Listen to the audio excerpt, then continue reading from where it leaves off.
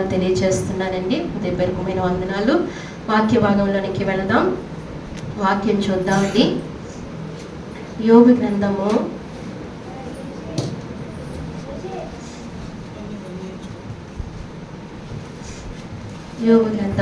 10వ అధ్యాయము 8వ వచనం చూడండి. నీ హస్తములు నాకు అవయవ నిర్మాణము చేసి నన్ను రూపించి ఉన్నను. నీవు నన్ను మృంగివేయుచున్నావు. జిగట మన్నుగానున్న నన్ను నీవు నిర్మించితివి. ఆ సంగతి జ్ఞాపకము చేసుకును. నీవు నన్ను మరలా మన్నుగా చేయదువా. చాలండి, చిన్న ప్రార్థన చేసుకుందాం. మహాపరిశుద్ధమైన ప్రేమగల తండ్రి, నీకు వందనాలు, స్తోత్రాలు ప్రభువా. ఈ మధ్యాహ్న కాల సమయంలో ప్రభువా నాయన అయ్యా, ఈ ఆరాధన మీరు జ్ఞాపకం చేసుకుని మీరు మాతో సహవాసం చేస్తున్న విధానం కొరకే మీకు వందనాలు. ఇంతవరకు అన్ని విషయాల్లో ప్రభువా మీరు తోడుగా ఉండి నీ ఘనమైన నామం మహిమ తెచ్చుకున్నందుకే మీకు వందనాలు, స్తోత్రాలు ప్రభువా. చదవబడిన ఈ లేఖన భాగాన్ని బట్టి మీ సన్నిధిలో ప్రార్థిస్తున్నామయ్యా. ఇది మాకు విరిచి వడ్డించండి ప్రభువా. నైనా ప్రభువా, జీవము కలిగిన మాటలు ప్రభువా ఇక్కడనైనా మీరు అనుగ్రహించమని ప్రార్థిస్తున్నాను. నన్ను సంపూర్ణంగా నీ సిలువ చాట మరుగుపరుచుకోండి.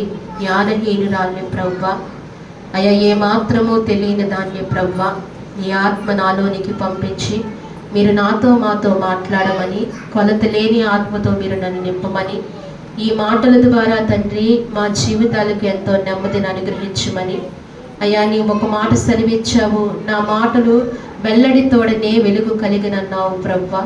ఈ మాటలు నువ్వు మాట్లాడుతుండగా మా అందరి హృదయాలు మీరు వెలిగించి మమ్మల్ని నైనా ఆనందింప చేసి తండ్రి మమ్మల్ని ఆశీర్వదించి మా గృహాలకు పంపించమని, ఈ వాక్య సహాయం మాకు అనుగ్రహించమని, సంపూర్ణంగా నీ కృప మాకు దయచేయమని, వినగలిగిన నైనా చెవులు నైనా వినగలిగిన మనస్సు ప్రతి ఒక్కరికి మీరు అనుగ్రహించి నడిపించమని స్తుతించి ప్రార్థించి మా ప్రియరక్షకుడైన యేసుక్రీస్తు నామములో అడిగి వేడుకుంటున్నాము తండ్రి. అంశం ఏంటంటే దేవుని చేతులు. ఏంటండి? జ్ఞాపకం ఉంచుకోండి, దేవుని చేతులు. దేవుని చేతులు మనకు ఏ విధంగా మనల్ని సహాయపడుతున్నాయో, మన జీవితాల్లో దేవుని హస్తాలు ఏ రకంగా కార్యాలు చేస్తున్నాయో అని ఆలోచిస్తే జీవగ్రంథంలో రాయబడిన రీతిగా యోబు భక్తుడు రాస్తున్నాడు. నీ హస్తములు నాకు అవయవ నిర్మాణము చేసి నన్ను రూపొంచి ఉన్నవి. నీవు నన్ను మృంగివేసియుచున్నావు. జిగట మన్నుగా ఉన్న నన్ను నీవు నిర్మించితివి. ఆ సంగతి జ్ఞాపకము చేసుకునము. ఇక్కడ అంటున్నాడండి, యోబు భక్తుడు అంటున్నాడు, ఆయన కొంచెం పాపం, కొంచెం కాదు బాగా శ్రమలు ఆయనకి. ఏంటండి? శ్రమలు. జీవగ్రంథంలో ఎవరికైనా శ్రమలు ఎక్కువగా ఉన్నాయన్న వ్యక్తి ఎవరైనా ఉన్నారంటే ఆయన ఎవరండి? యోబు భక్తుడే కదా. ఆయనకు చాలా శ్రమలు. ఆ శ్రమల్లో ఎప్పుడూ కూడా దేవుణ్ణి నిందించింది కానీ, దేవుణ్ణి దూషించింది కానీ సందర్భాలు ఎక్కడా కూడా మనకు ఎదురవలేదు. అయితే ఈ వాక్యములో దేవుణ్ణి ప్రశ్నిస్తున్నాడు ఆయన. యోబు ఏం చేస్తున్నాడండి? దేవుణ్ణి ప్రశ్నిస్తున్నాడు. ఈ అధ్యాయం అంతట్లో దేవుని ప్రశ్నిస్తూ అంటాడు, నీ హస్తములు నాకు అవయవ నిర్మాణము చేసి ఉన్నవి కదా. ఇప్పుడు మనం ఇలా ఉన్నామంటే మనల్ని ఎవరు సృజించారండి? దేవుడే కదా అనుకోవచ్చు. మొదటగా ఆదాముని అమ్మనే కదా ఆయన హస్తముల ద్వారా సృజిస్తూ వచ్చారు. ఆదాముని ఎలా సృజించారండి? తన స్వకీయ హస్తముల ద్వారా ఆదాముని అవని కూడా నిర్మిస్తూ వచ్చాడు. ఆయన జ్ఞానము చూడండి, ఆయన జ్ఞానము అనంత జ్ఞానమని మనము మన అవయవ నిర్మాణం ద్వారా తెలుసుకోవచ్చు. ఈ సృష్టిలో దేనిని గమనించినా ఆయన జ్ఞానము చాలా గొప్పదని మనకు అర్థమవుతుంటుంది. అయితే మన నిర్మాణము ద్వారా, మన మానవ నిర్మాణము ద్వారా ఆయన జ్ఞానం ఇంకను చాలా గొప్పదని మనం తెలుసుకోవచ్చు. ఆయన ఏం చేస్తారండి? మనకు అన్నీ కూడా అవయవాలన్నీ కూడా అనుగ్రహిస్తూ వచ్చారు. మనకు కండ్లు ఇచ్చారు, ముక్కునిచ్చారు, ప్రతిదీ కూడా మనకు అనుగ్రహిస్తూ వచ్చారు. అలాగే మనకి ఇచ్చిన అవయవాల ద్వారా మనం ఇలాగ ఉన్నాము. మరి అవయవాలు తక్కువైన వారి దగ్గరకు, అలా అవయవాలు లోపమైన వారి దగ్గరికి వెళ్తే వాళ్ళు ఎంత బాధపడుతున్నారో మనకు తెలుస్తుందండి. మనకు అన్ని అవయవాలు చక్కగా ఉన్నాయి కాబట్టి ఈ బాధలు, ఈ కష్టము ఇవేమి మనకు తెలియట్లేదు. అదే వాళ్ళ దగ్గరికి వెళ్తే వాళ్ళు పడిన ఇబ్బందులు అట్లకి మనకు తెలుస్తుందండి. అయితే ఇక్కడ దేవుడు ఏం చేశారంటే ఆయన హస్తములతో మనకి ఏం చేశారంటే అవయవాలను నిర్మాణం చేశారు. ఏ ఒక్కటికి కొంచెం ఇబ్బంది అయినా మనకి ఏమవుతుందండి, మనకంతా ఇబ్బందే కదా. కొంచెం తల కూడా వస్తే ఏమనిపిస్తుంది, తట్టుకోలేము కదండి. కానీ దేవుడు ఎంత జ్ఞానం చూడండి. ఆయన మనకు గాలి పీల్చుకోవడానికి, మనకి తిన్నది అరగటానికి ప్రతి దానిని ఆయన ఎంతగా గొప్పగా కలుగజేస్తూ వచ్చాడు. ఇది యోబు భక్తుడు తెలుసుకుని అంటున్నాడు, నీ హస్తములు నాకు అవయవాలు ఇచ్చావు కదా అని చెప్తున్నా. దేవుని హస్తాలు మనకి ఏమి ఇచ్చినాయండి? మన తల్లిదండ్రులు కాదు, లేకపోతే ఇంకోటి కాదు, మన పెద్దల పోలికలని, లేకపోతే మన తల్లిదండ్రుల పోలికలని మనం మురిసిపోతూ ఉంటాం కదా. లేకపోతే మనకన్నా పిల్లల్ని మనం ఏం చేస్తుంది, వీళ్ళు నా పోలికే, ఇలా అనుకుంటూ ఉంటాం కదా. లేదే లేదు. కానీ దేవుడు నిర్మించాడు, నిర్మాణకుడు ఆయన. ఎవరండి ఆయన? ఆయన నిర్మాణకుడు, ఆయన నిర్మించేవాడు, ప్రతి దానిని ఆయన సృష్టించేవాడు. ఆయన చేతుల ద్వారా నీవు నేను కూడా నిర్మింపబడ్డాం. ఆయన చేతుల ద్వారానే మనం ఏం చేయబడ్డామండి? నిర్మింపబడ్డాం. అందుకే దేవుని చేతిలోనికి వెళ్ళాలని ఆశపడాలి. ప్రతి భక్తుడు కూడా దేవుని చేతిలో ఉండాలని ఆశపడాలి. దేవుని చేతిలో ఉంటే గనక మనకి ఎంత, ఇక్కడ ఆయన అంటున్నాడు, నీవు నన్ను నిర్మాణము చేసి నన్ను రూపించి ఉన్నావు. ఏం చేస్తే ఉన్నాడండి? రూపించి ఉన్నాడు ఆయన. మన ఎత్తుని, మన వెడలెప్పుని, మన ప్రతి అవయవాన్ని ఆయన ఏం చేశాడంటండి? రూపించి ఉన్నాడంట. తన హస్తములతో మనల్ని రూపించి ఉన్నాడండి. ఆయన చేతులు, దేవుని చేతులు చూడండి, ఆయన రూపించి ఉన్నాడు. నీవు నన్ను మృంగివేసి ఉన్నావు, చిగట మన్నుగా ఉన్న నన్ను నీవు నిర్మించితివి, ఆ సంగతి జ్ఞాపకము చేసుకును. మనం ఎవరమండి? మొదటగా మనం ఎవరమండి? మంటివారు. ఎవరమి? ఇది ఎప్పుడూ కూడా జ్ఞాపకం ఉంచుకోవాలి. మనం మంటివారు. చూడండి, గమనించండి, స్నానం చేసి వచ్చిన తర్వాత కూడా మన శరీరం నలిపితే ఏమొస్తుందండి? నువ్వు ఎన్ని సబ్బులు పెట్టి తోముకున్నా ఏమొస్తుందండి? మంటే వస్తుంది. మనం మంటివారు, ఇది జ్ఞాపకం పెట్టుకోవాలి. ఈ లోకము శాశ్వతము కాదు, మన శరీరము శాశ్వతము కాదు, మనకున్న హోదా శాశ్వతం కాదు, ఏది శాశ్వతము కాదు. మనమే మంటివారు కదండి. ఈ శరీరానికి ఎంత సంరక్షిస్తామో కదా, ఈ శరీరానికి ఏం చేస్తామండి? ఎంతో సంరక్షిస్తాం. కానీ ఇది ఏమైపోతుందంట? మట్టి అయిపోతుంది, నాశనం అయిపోతుంది. నాశనము లేనిది నీలో ఒకటి ఉంది. ఏంటంటే అది మన ఆత్మ. నాశనం లేనిది మనిషిలో ఒకటి ఉంది. ఏంటండి? మన ఆత్మ. మరి దాన్ని ఎంత సంరక్షించాలి? దాన్ని ఎంత కాపాడాలి? మనం వెళ్ళి శరీరాన్ని తీసుకెళ్ళి 1 గంటలో నిలబడగలుగుతామా? ఏమవుతామండి? నిలబడలేము. ముళ్ళు మీద నడవలేము కదండి. నీళ్ళల్లోనికి లోతుల్లోకి వెళ్ళలేము. ఎందుకు? శరీరం తట్టుకోలేదు ఇవన్నీ కూడా. దీని శరీరాన్ని చక్కగా ఎప్పటికప్పుడు కాపాడుతూనే ఉన్నాం. మరి మన ఆత్మని ఇంకెంతలా కాపాడాలి? ఇంకెంతలా సంరక్షించాలి మన ఆత్మను? అది నిత్యము ఉండేదే కదండి. అందుకే యోబు అంటున్నాడు, దేవుని చేతులు అని మనము దేవుని చేతులని మనం మాట్లాడుతుంటే యోబు భక్తుడు అంటున్నాడు, ఆయన హస్తాలు మనల్ని ఏం చేస్తున్నాయి అంటే ఆయన నిర్మించి ఉన్నాయంట. చిగటి మన్నుగా ఉన్న నన్ను నీవు నిర్మించి ఉన్నావని సంగతి జ్ఞాపకము ఉంచుకోమని యోబు అంటున్నాడు. అలాగే యెషయా గ్రంథంలో ఒక మాట ఉంది చూడండి. యెషయా గ్రంథము 49వ అధ్యాయము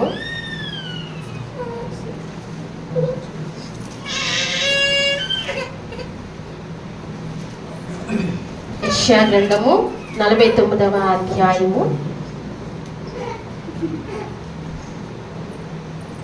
16వ వచనం చూడండి.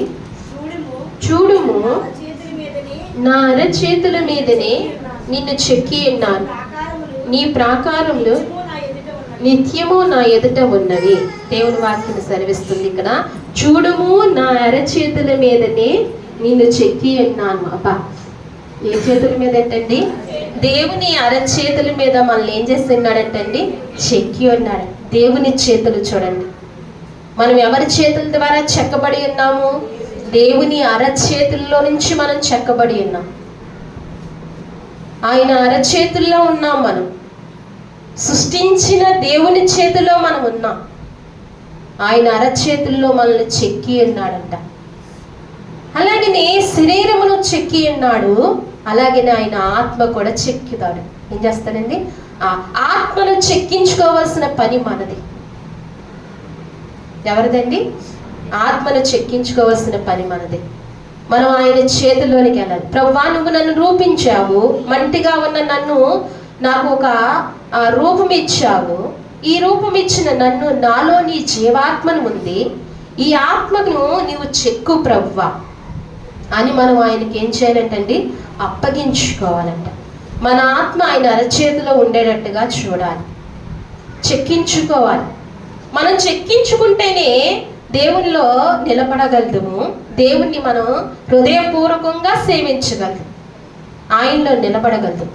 మనం చెక్కించుకోలేదనుకోండి, ఆయన త్రోవలో మనం నడవటం మనకు కష్టం అవుతుంది. ఆయన సన్నిధిలో నిలబడటం కష్టం అవుతుంది.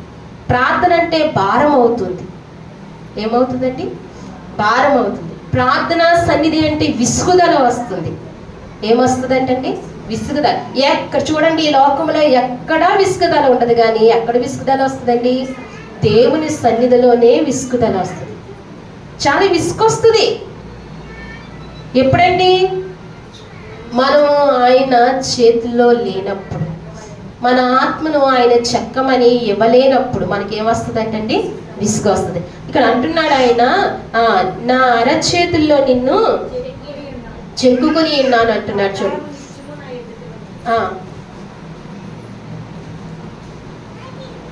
చూడుము, నా అరచేతుల మీదనే నేను నిన్ను చెక్కి ఉన్నాను, నీ ప్రాకారములు నిత్యము నా ఎదుట ఉన్నవి. మనము దేవుని చేతిలో చెక్కబడిన వారు అని అనుక్షణము జ్ఞాపకం చేసుకోవాలి. అలాగే ప్రతి దినము కూడా మనం అడగాలి, దేవా నువ్వు మరలా నన్ను చెక్కయ్యా, ఆత్మీయ రూపాన్ని మరి నాకు దయచేయ, ఆత్మీయ స్వరూప్యాన్ని నాకు ఇవ్వయ్యా, నన్ను మంచిగా చెక్కయ్యా. ఏం చేయాలంటండి? మందిరము కట్టాలంటే ఏముండాలి? మందిరం కట్టాలంటే ఏముండాలి? వాళ్ళు ఎట్టాలంటే ఏముండాలండి? ఇటుకలు ఉండాలి కదండి. ఆనాడు సొలొమోను మందిరం కట్టినప్పుడు ఇటుకలు అవసరమైనవి కదా. మందిరం కట్టినప్పుడు ఆ మందిరం కట్టిన స్థలంలోనంటండి సొలొమోను మహారాజు అంటండి అక్కడ చెక్కనివ్వలేదంట. ఏం చేయనివ్వలేదు? అక్కడ చెక్కనివ్వలేదంట. వేరొక చోట చెక్కి వచ్చినాయి అంట, చెక్కబడి వచ్చినాయి అంట. ఇప్పుడు ఈ గోడకి ఇలాగ అమర్చాలి ఇటుకలు, ఇక్కడ అమర్చాలంటే ఇక్కడ కట్టబడిన మందిర స్థలంలో చెక్కబడటానికి వీలు. ఎక్కడ చెక్కబడాలండి? వేరే చోట చెక్కించుకుని అప్పుడు తీసుకొచ్చి ఇక్కడ అమర్చాడంట. అలాగనే మనం పరలోకంలో చెక్కించుకుందాంలే, మన ఆత్మను అక్కడికి వెళ్ళిన తర్వాత చెక్కించుకుందాంలే అంటే వీలు లేదండి. ఎక్కడ చెక్కించుకోవాలి? మనం ఎక్కడ చెక్కించుకోవాలి? సంఘంలో.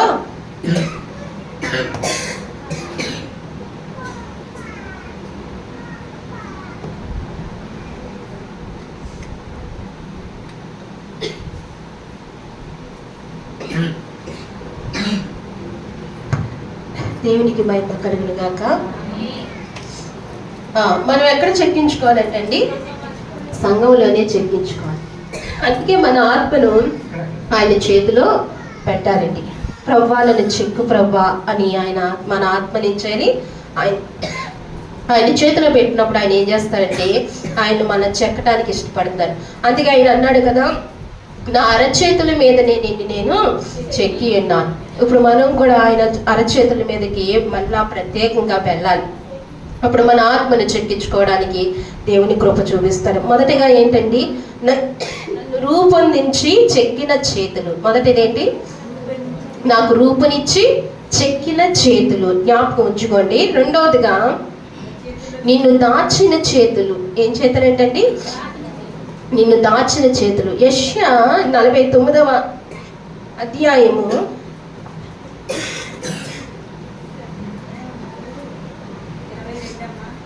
49వ అధ్యాయము 2వ వచనం చూడండి.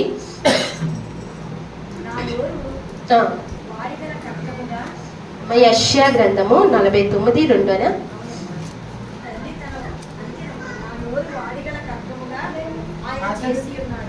నా నోరు వాడిగల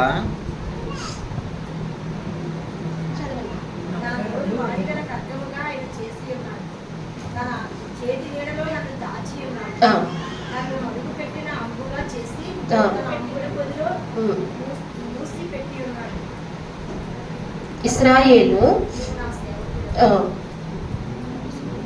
నీలో నన్ను మహిమపరుచుకుందునని ఆయన నాతో చెప్పెను. చాలండి, ఇక్కడ అంటున్నాడు కదా ఆయన, నా నోరు వాడగల ఖడ్గముగా ఆయన చేసి ఉన్నాడు, తన చేతి నీడలో నన్ను దాచి ఉంచాడు. ఏం చేస్తున్నారంటండి? దేవుని చేతులు మనల్ని ఏం చేస్తున్నాయి? దాచి ఉంచుతున్నాయంట. మన నోరు ఏం చేశారంట? ఆయన వాడగల ఖడ్గముగా ఆయన చేసి ఉన్నారంట. మనల్ని ఎందుకు దాచి ఉంచాలి? మనల్ని ఎందుకు దాచి ఉంచాలి? మోషేని ఎందుకు దాచింది తల్లి? చెప్పాలి. మోషేని ఎందుకు దాచిందని తన తల్లి? రాజు ఆజ్ఞ వచ్చింది, ఆజ్ఞ బట్టి తన రాజు ఏం చేస్తానన్నాడు? చంపేస్తాను. అందుకే మోషేని ఏం చేయవలసి వచ్చింది? దాయవలసి వచ్చింది. ఇప్పుడు మనలో ప్రతి ఒక్కరికి శత్రువు ఉన్నాడు. ఎవరున్నారండి? శత్రువు ఉన్నారు. అపవాది అనే శత్రువు మనకు ప్రతి ఒక్కరికి ఉన్నాడు. ఆడి దగ్గరకు వెళ్లకుండా, ఆ శత్రువు చూపులకి మనం చిక్కకుండా, ఆ శత్రువు పన్నాగములకి మనం వెళ్లకుండా దేవుడు ఏం చేస్తాడంటండి? మనల్ని దాస్తున్నాడంట. ఆయన చేతులు మనల్ని ఏం చేస్తాయంటండి? దాస్తున్నాయంటండి. లేకపోతే మనకు నిమిషానికి శ్రమలే, నిమిషము మనకి కష్టమే. రూపొందించిన ఆయన చేతిలోకి, ఆత్మను చెక్కుతున్న ఆయన చేతిలోనికి మనం వెళ్ళిన తర్వాత ఆయన మనల్ని దాస్తాడండి. లోకంలో ఉన్నప్పుడు దాయన అవసరంలా. ఎక్కడున్నప్పుడు అండి? లోకంలో. ఎందుకంటే లోకము ఆడిది, ఆడి చేతులనే ఉంది. నా దగ్గరే ఉన్నారు కదా అని ఇంకాడు ఏమి మనల్ని పట్టించుకోడు. ఎప్పుడైతే మనం లోక రక్షకుని యేసుక్రీస్తు ప్రభువుని అంగీకరిస్తామో, ఆయన చేతిలోకి వెళ్ళిపోతామో, అప్పుడు ఆడి దృష్టి అంతా ఎవరి మీద ఉంటుందండి? మన మీద ఉంటుంది. ఏ కొంచెం అవకాశం దొరుకుతుందా మనల్ని ఏం చేద్దాం అనుకుంటాడు? మనల్ని పట్టుకుందాం, మనం నాశనం చేద్దామని చూస్తాడు. అందుకే అప్పుడు ఆయన ఏం చేయాలంటే మనల్ని ఏం చేయాలి? దాయాలి. ఆయన చేతులు మనల్ని ఏం చేస్తున్నాయి? ఇప్పుడు దాస్తున్నాయండి. యెషయా గ్రంథంలో 49:2 అధ్యాయం చెప్పినట్లుగా ఆయన అంటున్నాడు, నా నోరు వాడగల ఖడ్గంగా ఆయన చేసి ఉన్నాడు, తన చేతి నీడలో నన్ను దాచి ఉన్నాడు. అబ్బాబ్బా, తన చేతి నీడల్లో మనల్ని ఏం చేస్తున్నాడు? దాచి ఉన్నాడు. ఈ లోకంలో ఏ కష్టానికి భయపడవలసిన అవసరం లేదు. మనం ఎక్కడున్నామండి? ఆయన చేతి నీడలో ఉన్నాం. ఉన్నావా లేదా? ఉన్నవారు హల్లెలూయా చెప్పండి. ఉన్నావా? ఉండాలి. ఆయన చేతిలో ఉండాలి. ఉన్నాము అని మనం అనుకుంటే సరిపోదు కదండి. ఉన్నాము అని మనం అనుకుంటే సరిపోదు. ఎప్పుడు ఆయన చేతిలోనికి వెళతామంటే ఆయన మాట వినినప్పుడే ఆయన చేర్చుకుంటాడు. ఏం చేస్తాడండి? ఆయన మాట వినినప్పుడే ఆయన ఏం చేస్తాడు? చేతుల్లోనికి చేర్చుకుంటాడు. మీకు 2 పిల్లలు ఉంటారు. ఒక పిల్లోడు మాట వింటాడు, ఒక పిల్లోడు మాట వింటూ. విన్నవాడిని దగ్గర చేర్చుకుంటారా, వినలేని వాడిని దగ్గర చేర్చుకుంటారా? ఎవరిని చేర్చుకుంటారండి? విన్నవాడినే కదా. అలాగే మన దేవుడు కూడా, మన తండ్రి కూడా అంతే. ఆయన మాట విన్న వాళ్ళని ఎక్కడ చేర్చుకుంటాడండి? ఆయన దగ్గరకు చేర్చుకుంటాడు. చేర్చుకుని మనల్ని ఏం చేస్తాడంటండి? దాస్తాడంటండి. శ్రమకు అప్పగించకుండా దాస్తాడు, శత్రువులకి అప్పగించకుండా దాస్తాడు, మరణానికి అప్పగించకుండా దాస్తాడు, అనేకమైన క్రూరముగాలకి అప్పచెప్పకుండా మనల్ని దాస్తాడు. చూడండి ఎంత దాచే హస్తాలు మనకు ఉన్నాయో చూడండి. మనం దాయబడిన వారముగా ఉండాలి. ఆయన చేతుల్లోనికి వెళ్ళాలి. మనల్ని దాచే దేవుడిగా మనకు ఆయన ఉన్నాడండి. అందుకే కోడి చూడండి, కోడి తన పిల్లల్ని ఏం చేస్తుంది? ఎక్కడ దాచుతుంది? రెక్కల చాట్ల దాస్తుంది కదా. కోడి పిల్లల్ని పెట్టినప్పుడు దాన్ని చూడాలి, చక్కగా ఆనందం వేస్తుంది కదా. అవి చేసే పనులు ఇవి. పిల్లల్ని ఎక్కడికి దాచుకుంటుందని తన రెక్కల చాటు కింద. ఏ పిల్లికి కానీ దేనికి కూడా ఆ పిల్లల్ని పట్టబడకుండా చాలా జాగ్రత్తగా కాస్తుంది. ఒక్కొక్క తొంటర పిల్ల ఉంటుంది, అది ఏం చేస్తుంది, తల్లికి ఏం చేస్తుందండి, దూరంగా వెళ్తుంది. వెళ్తే ఏమవుతుంది, టక్కన పట్టుకుని వెళ్ళిపోద్ది. కాకో ఏదోటి, పిల్లో ఏదోటి. కొన్ని పిల్లలు ఉంటాయి తల్లి చుట్టూరునే తిరుగుతాయి, ఇంకా దాటుకుని వెళ్ళం. ఇక్కడే ఉన్నాయి కదా అని తల్లి కూడా అనుకుంటుంది, అది కొంచెం అలా ఒక అడిగేయగానే అది ఏమైపోతుంది. ఇక్కడే మనం తెలుసుకోవాలి, మనం దేవుని సన్నిధిని విడిచిపెట్టి వెళ్ళామనుకోండి, ఏముంది, శత్రువు మనల్ని కాచుకుని ఉంటాడు. వాడికి అన్నీ తెలుసు కదా, పన్నాగం వేసి ఉంటాడు, శత్రువుని కాచుకుని ఉంటాడు. అందుకే ఆయన రెక్కల కింద మనం ఉండాలి, ఆయన హస్తముల కింద మనం ఉండాలి. ఎప్పుడు ఆదివారం ఆరాధనలో మనం ప్రార్థన చేయాలి. అనేకమైన ప్రార్థనలు ఉంటాయి. ప్రభువా నీ హస్తంలోనికి నన్ను తీసుకో అయ్యా, నేను నీ హస్తంలోనికి వచ్చానంటే ఇంకే విషయంలో నేను భయపడవలసిన అవసరం లేదు, ఆలోచించవలసిన అవసరం లేదు. నా భారము, నన్ను, నా కుటుంబాన్ని నీ చేతుల మీద పెడుతున్నానయ్యా అని ప్రార్థన చేసి వెళ్ళాలి. ఊరికే వచ్చి వెళ్ళిపోవడం కాదు. అనేక మాటలు ఉన్నాయి, దేవుని మాటలు నెరవేర్చుకుంటూ దేవుని సన్నిధిలోనికి వెళ్ళాలి మనం. అది ఒకసారి మనకు అర్థం కాదు, ఎందుకు వెళ్తామో ఎందుకు వస్తామో మనకి అర్థం కాదు. ప్రతిసారి ప్రభు మనతో మాట్లాడుతుంటాడు. ఆ మాటలను దేవునికి అప్పచెప్పి, దేవా ఈ రీతిగా నా జీవితంలో కార్యము చేయ, నా జీవితంలో నువ్వు ఇలా సహాయం చేయ అని చెప్పి ఆయనకు అప్పచెప్పుకొని మనం ఈ స్థలంలో వచ్చి వెళ్ళినప్పుడు దేవుడు మహోన్నతమైన కృప ఎలా ఉంటుందో తెలుసండి. ఆయన ఆదుకుంటూ మనల్ని కాపాడుతూ ఉంటాడు. ఆయన చేతులు మనల్ని ఏం చేస్తున్నాయంటండి, దాస్తున్నాయంట. ఆయన చేతులు మనల్ని ఏం చేస్తున్నాయి, దాస్తున్నాయి. అలాగే 51:16 కూడా చూడండి. 51వ అధ్యాయము.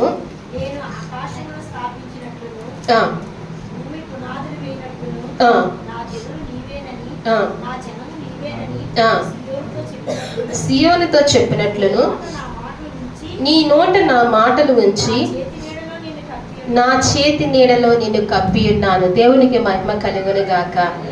ఎంత గొప్ప వాగ్దానాలు ఇస్తున్నాడు, ఎంత గొప్ప అభయం ఇస్తున్నాడో దేవుడు. చూడండి ఏమంటున్నాడంటే, నేను ఆకాశమును స్థాపించినట్లు. ఏంటంటే అయ్యో బాబోయ్, ఆకాశమును స్థాపించినట్లు. కన్నులెత్తి దాన్ని చూడడానికే మనం సరిపోం. ఆకాశం అంతా మన కళ్ళలోకి ఉంటుందండి, చూడగలవా? ఎక్కడికి వెళ్తే అక్కడ ఇదే కదా అనుకుంటాం కదా. ఎంత పెద్ద ఆకాశము. నేను ఆకాశమును స్థాపించినట్లు, భూమి పునాదులు వేయినట్లును నా జనములు నీవేనని సియోనులో చెప్పినట్లు నీ నోట నా మాట ఉంచి నా చేతి నీడలో నిన్ను కప్ప. యెషయా భక్తుడికండి ఆయన వాగ్దానం చేస్తున్నాడు. ఆయన సేవకులకి ఆయన ఈ మాట పలుకుతున్నాడు. ఎవరికంటండి? ఆయన సేవకులకి ఈ మాటను ఇస్తున్నాడు. మనం అందరము కూడా ఆయన సేవకులమే కదండి. అందరం ఎవరమే? ఆయన సేవకులమే. మన అందరం ఆయన పనివారము. సేవకులంటే ఏంటి? సేవకులంటే పెద్ద గొప్ప మాట ఏమో అనుకుంటాం. తీరా చూస్తే, ఆలోచిస్తే దేవుని పనివారు. ఎవరండి? దేవుని పనివారు. ఇంకొకటి, ఈ భూలోకంలో అన్నిటికన్నా శ్రేష్టమైన పని ఏదైనా ఉందంటే ఏం పని అండి? దేవుని పని. శ్రేష్టమైనది ఏదైనా ఉందంటే దేవుని పని. అది తప్పించి, ఆ పనికి తప్పించి దేనికి విలువ లేదు. ఏదైనా నాశనం అయిపోయేది. ఏ పైనైనా ఏమైపోయేది? ఎంత ఉద్యోగం అయినా, ప్రధానమంత్రి అయినా, ముఖ్యమంత్రి అయినా, ఏదైనా ఏమైపోయేది? ఊడిపోయేది ఏదైనా కదండి. దేవుని సేవకునిగా మనందరము దేవుని సేవకులమే, దేవుని పిల్లలము. మనందరం ఎవరిమి? దేవుని సేవకులమే. అంటే దేవుని పని చెయ్యాలి. దేవుని పని, సంఘంలో అనేకమైన పనులు ఉంటాయి. ఒక్కొక్కరు ఏం చేయాలి? మనకి ఇచ్చిన తలాంతను బట్టి ఒక్కొక్కరు ఒక్కొక్క పని చేసేవారముగా ఉండాలి. అందుకే ఇక్కడ అంటున్నాడు, దేవుడు ఏమంటున్నాడంటే,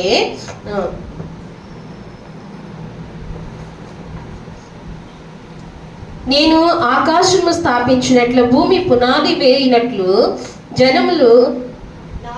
నా జనములు నీవే అని సియోనుతో చెప్పినట్లు నా నోట నీ మాట ఉంచి నా చేతి నీడలో నిన్ను కప్పి ఉన్నాను. మన నోట ఎవరి మాట ఉంచారటండి? మన నోట దేవుని మాట ఉంది. మన నోట ఏముండాలి? దేవుని మాట. మన నోట దేవుని మాట ఉంటే గనుక మన మాటలన్నీ కూడా ఎలా ఉంటాయి? వేరుగా ఉంటాయి. అదే మనలో అపవాది మాటలు ఉంటే మన మాటలు చాలా వేరుగా ఉంటాయి కదండి. కానీ దేవుడు అంటున్నాడు, నువ్వు నోరు తెరు, నీ నోరు నేను నింపుతాను అని అన్నాడు ఆయన. ఆయన అంటున్నాడు, నా మాటలు నీ నోటిలో ఉంచుతానంటున్నాడు. ఏమంటున్నాడండి? నా మాటలు నీ నోట్లో ఉంచుతానన్నాడు. ఎప్పుడైనా అడిగామా, ప్రభువా నా నోటు నిండా నీ స్తుతి ఉండాలయ్యా? మన నోటు నిండా ఏముండాలి? స్తుతి ఉండాలి. నోరు తెరిస్తే దేవుని స్తుతించాలి. ఎప్పుడు మన నోటి నుండా ఏముండాలంట? దేవుని స్తుతి. నోటు నుండా ఉండటమే కాదు, అంతరంగంలో కూడా ఉండాలి. కొందరికి నోట్లో ఉంటుంది, అంతరంగంలో ఉండదు. కొందరికి అంతరంగంలో ఉంటుంది, నోటులో ఉండదు. దేవుడు చెప్తున్నాడు, ఏమని చెప్తున్నాడు? అంతరంగంలోని ఉండాలి, నోటలో కూడా ఉండాలి. నీ నోట నా మాటలు ఉంచి నా చేతి నీడలో నిన్ను కప్పి ఉన్నాను. అబ్బా, దేవుని చేతి నీడలో మనము ఏం చేస్తున్నాడంటండి? కప్పి ఉన్నాడంటండి. కావాలా వద్దా? దేవుని చేతి నీడలో మనం కప్పబడాలా వద్దా? ఆయన చేతి నీడలో మనం దాయబడాలి, కప్పబడాలి. చాలా అవసరం ఆయన చేతులు మనకు. అందుకే అంటున్నారు, ఇంకొక మాట చూద్దాం చూడండి. యోహాను సువార్తలో, యోహాను సువార్త 10వ అధ్యాయము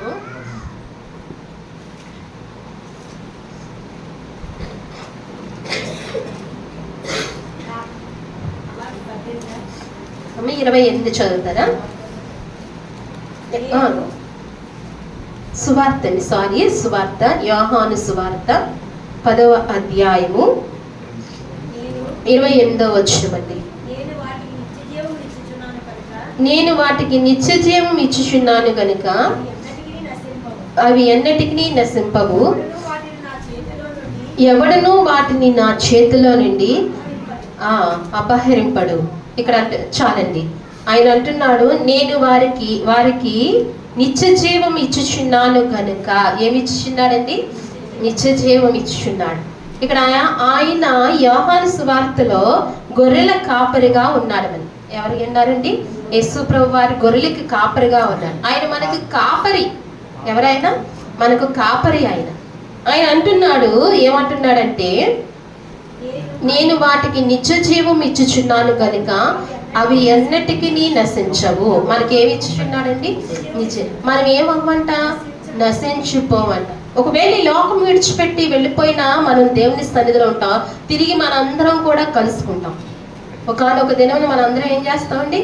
కలుసుకుంటాం. మన మధ్యన మన పితరులు చనిపోయిన వారు ఉన్నారు, వారిని కూడా ఏం చేస్తాం? మనం ఒకనొక దినం కలుసుకుంటాం. ఎప్పుడు కలుసుకుంటాం అంటే, ప్రభువైన అయిన యేసుక్రీస్తుల రక్తంలో కడగబడి ఆయన నామములో బ్రతికి ఈ లోకపు యాత్ర ముగించబడినప్పుడు తర్వాత నిత్యత్వంలో మనం ఒకనొక దినమున మనం కలుసుకుంటాం. మనం అందుకే నశించిపోము. ఏమైపోమంటండి? నశించిపోమంట. మనకు నాశనం లేని కృప దేవుడు ఇచ్చాడు. నాశనం లేని ఆత్మను దేవుడు మనకి ఇచ్చాడు. అందుకే అంటున్నాడు, కనుక అవి ఎన్నటికి నశించవు, ఎవడను వాటిని నా చేతిలో నుండి. ఒకసారి ప్రభు చేతులకి వెళ్తే ఇంకా ఎవడండి? ఎవడను అంటే ఎవరి వల్ల కాదు, కానీ ఒకడున్నాడు. ఎవరు? అపవాది. ఇంకా వాడు మనం దేవుని చేతులకి వెళ్ళాక వాడు లాక్కోవడం చాలా కష్టం. ఇంకా వాడి వల్ల కాదు. అందుకే ఆయన చేతిలోనికి వెళ్ళిపోవాలి. ఎవరి చేతిలోకి వెళ్ళిపోవాలండి? ఆయన చేతిలోనికి వెళ్ళిపోవాలి. ఆయన చేతిలోనికి వెళ్ళిపోతే మనం ఖచ్చితంగా ఆశీర్వదింపబడతాం. ఆయన చేతిలోనికి వెళ్ళిపోతే ఖచ్చితంగా మనం ఎంతో కృప పొందుకుంటాం. మనలో అనుకోవచ్చు, ఆశీర్వదింపబడటం అంటే ఒక డబ్బే అనుకుంటున్నారు కదండి. ఆశీర్వదింపబడటం అంటే డబ్బు ఒకటేనండి. ఆశీర్వదింపబడటం అంటే డబ్బు కాదు. ప్రభు చేతిలోకి వెళ్ళాక మనల్ని ఆశీర్వదిస్తాడు. ఎందులో ఆశీర్వదిస్తాడంటే సమస్త విషయాల్లో మనల్ని ఏం చేస్తాడండి? ఆశీర్వదిస్తాడు.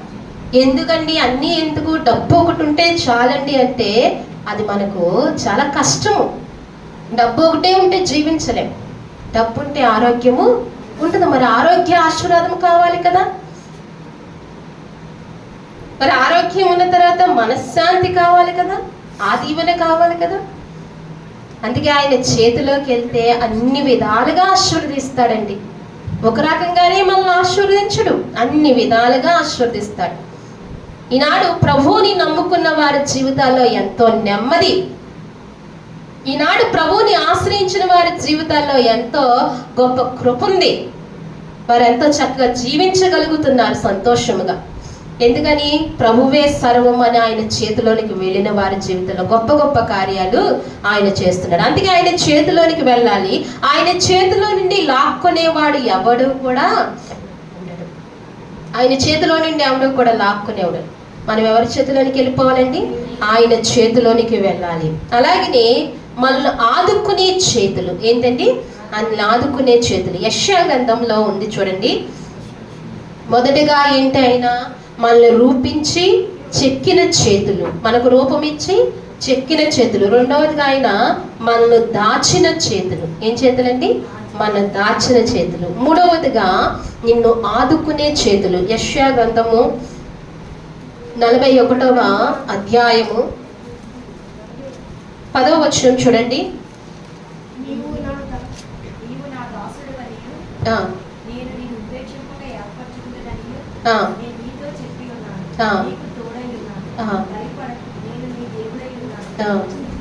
దిగులు పడకము, నేను నిన్ను బలపరుతును, నీకు సహాయము చేయువాడును నేనే, నీతియు నా దక్షిణ హస్తముతో నిన్ను ఆదుకునేను. దేవునికి మహిమ కలుగును గాక. ఆయన ఇంకో వాగ్దానం ఇస్తున్నాడు. ఏమనంటే, నీవు నా దాసుడు అనియు, నేను నిన్ను ఉపేక్షింపక ఏర్పరచుకుంటుని అనియు నేను నీతో చెప్పి ఉన్నాను, నీకు తోడై ఉన్నాను. మనం ఎవరమంటండి? మనం ఎవరమంట? ఆయన దాసులమంట. మనం ఎవరమంటండి? ఆయన దాసులమంట. ఆయన మనల్ని ఏం చేశాడంట? ఏర్పరచుకున్నాడంట. ఏం చేశాడంటండి? మనల్ని ఏర్పరచుకున్నాడు. ఆయన ఏర్పాటు లేకుండా మనకు రక్షణ లేదు, తెలుసా మీకు? ఆయన ఏర్పాటులో మనం ఉన్నాం కాబట్టి మనకి ఏం దొరికిందండి? రక్షణ దొరికింది. ఆలోచించండి, మీ కుటుంబాలు అనేక మంది అన్యజనులు ఉంటారు. ప్రత్యేకంగా మీరే దేవుని సన్నిధికి ఎలా వస్తున్నారు? ఆయన రక్షణ ఎలా తీసుకున్నారు? ఆయన ఏర్పాటులో మీరున్నారు. ఎంత ధన్యులమై ఉన్నామో మనం తెలుసా అండి? ఆయన చేతిలోనికి మనం వచ్చిన వారమై ఉన్నాం. అందుకే సంపూర్ణంగా ఆయన చేతిలోనికి వెళ్ళాలి. అందుకే అంటున్నాడు, నీవు నా దాసుడువు, నేను నిన్ను ఉపేక్షింపక ఏర్పరచుకుంటుని, నేను నీతో చెప్పి ఉన్నాను, నీకు తోడై ఉన్నాను. మనకు దేవుడు ఏమై ఉన్నాడంటండి? తోడై ఉన్నాడంట. ప్రతి సమయంలో దేవుడు మనకి ఏమై ఉన్నాడు? తోడై ఉన్నాడు. అలాగే నేను అంటున్నాడు, నేను నీతో చెప్పుచున్నాను, భయపడకము, నేను నీకు దేవుడై ఉన్నాను. అబ్బా, ఎవరు చెప్తారండి మాటలు? ఎవరు చెప్తారు?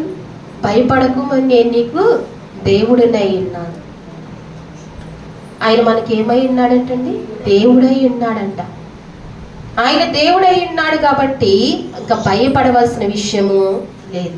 ఏ విషయంలో అయినా భయపడుతున్నామేమో, నీ హృదయంలో ఒక విషయంలో భయం ఉందేమో, కొన్ని సంవత్సరాల నుంచి నువ్వు భయపడుతూ వస్తున్నావేమో, నా జీవితం ఏంటని ఆలోచిస్తున్నావేమో, లేకపోతే నా పిల్లల భవిష్యత్తు ఏంటని భయపడుతున్నావేమో.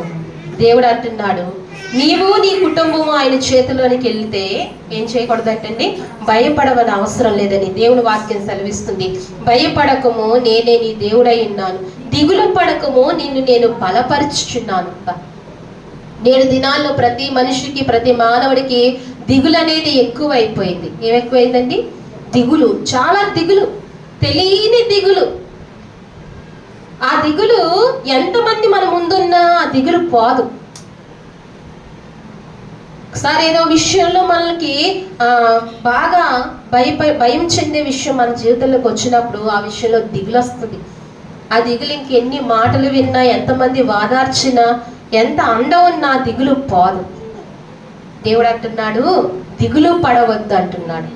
ఆయన మాట వింటే గనక, ఆయన వాగ్దానం చేస్తే గనక, నిజంగా ఆయన మాట మీద విశ్వాసం ఉంచితే గనక దిగులు పడనే పడము. ఏం పడవండి? దిగులు పడమే పడము. ఒకవేళ దిగులు భయం వచ్చినా 1 రోజు 2 రోజులు, అంతకు మించి మన దగ్గర ఎక్కువ ఉండలేదు. దేవుడి చేతిలోనికి మనం వెళితేనండి దిగులు భయం 1 రోజు 2 రోజులు తప్పించి ఎక్కువ రోజు మనతో ఉండలేదు. ఎందుకంటే వీళ్ళు దేవుని చేతిలో ఉన్నారు బాబోయ్, వీళ్ళని భయపెట్టడం చాలా కష్టమని భయానికే భయపడి ఏమవుతుందంటండి, వెళ్ళిపోతుందంట. అమ్మో వీళ్ళు దేవుని చేతిలో ఉన్నారు, వీళ్ళు ఎంతైనా దిగులు పరచలేము, ఏ విషయంలో కూడా వీళ్ళని కృంగతీయలేము, వీళ్ళు సర్వోన్నతుని దేవుని చేతిలో ఉన్నారు, వీళ్ళని దిగులు పరచడం మన వల్ల కానే కాదని చెప్పి ఏమవుతుందంటే దిగులు కూడా దూరపడుతుంది. అందుకే నీకు సహాయము చేయవాడును నేనే అంట. మనకు సహాయం చేయవాడు ఎవరండి? ఆయనే. నీకు ఏ సహాయమైనా చిన్నది మొదలుకొని పెద్దది వరకు చేయువాడు ఆయనే. ఏ సహాయమైనా ఒక్కోసారి అనుకోవచ్చు, దేవుడు నాకేం చేశాడండి, నాకేం చేశాడండి. చేసేది ప్రతిదీ ఆయనే. మనకు సహాయం చేయవాడు ఆయనేనండి, సహాయం చేయవాడు ఆయనే. అలాగే నీతియును నా దక్షిణ హస్తముతో నిన్ను ఆదుకుని ఉన్నాను. దేవుని దక్షిణ హస్తంతో మనల్ని ఏం చేస్తున్నాడండి? ఆదుకుని ఉన్నాడు. దేవుని చేతిలోనికి వెళ్ళిన తర్వాత నీతి మన హృదయంలో పనిచేస్తుంది. నీతి ఏం చేస్తుందండి? మన హృదయంలో పనిచేస్తుంది. ఆయన దక్షిణ హస్తం మనల్ని ఏం చేస్తుందంట? ఆదుకుంటుందంట. ఆయన దక్షిణ హస్తం మనల్ని ఆదుకుంటుంది. ఏ పరిస్థితుల్లో అయినా మనల్ని ఏం చేస్తుంది? ఆయన దక్షిణ హస్తము ఆదుకుంటూ ఉంటుంది. మన అనారోగ్యంలో ఆయన దక్షిణ హస్తం ఆదుకుంటుంది. మన కష్టంలో, మన నష్టంలో, మన బాధల్లో, వ్యాధుల్లో, దిగులలో, భయములో ఆయన దక్షిణ హస్తం మనల్ని ఏం చేస్తుందండి? ఆదుకుంటుంది. ఇలాంటి వాగ్దానము ఎక్కడికి వెళ్ళినా దొరకని వాగ్దానం మన ప్రభువు మనకి ఇస్తున్నాడు. ఆదుకునే దేవుడు మనకున్నాడు. ఇశ్రాయేలు దైవ శక్తిని ఆశ్రయించిన వారిని దేవుడు ఏం చేస్తాడండి? వారిని ఆదుకున్నాడు. నాడు మనం ఎవరమైతే దైవ శక్తిని ఆశ్రయిస్తామో మనల్ని ఏం చేస్తాడంటండి? ఆదుకుంటాడు. ఇశ్రాయేలు కాపాడిన వాడు మిమ్మల్ని కాపాడ్డా, నన్ను కాపాడ్డా? ఆ దైవ శక్తి మనల్ని ఏం చేస్తుందంటండి? ఆదుకుంటూ ఉంటుందంటండి. అలాగే కీర్తనాకారుడు మనల్ని ఆదుకునేను. 4వదిగా నిన్ను పట్టుకునే దేవుడు. ఏంటండి? నిన్ను పట్టుకునే హస్తము. కీర్తన 19వ అధ్యాయము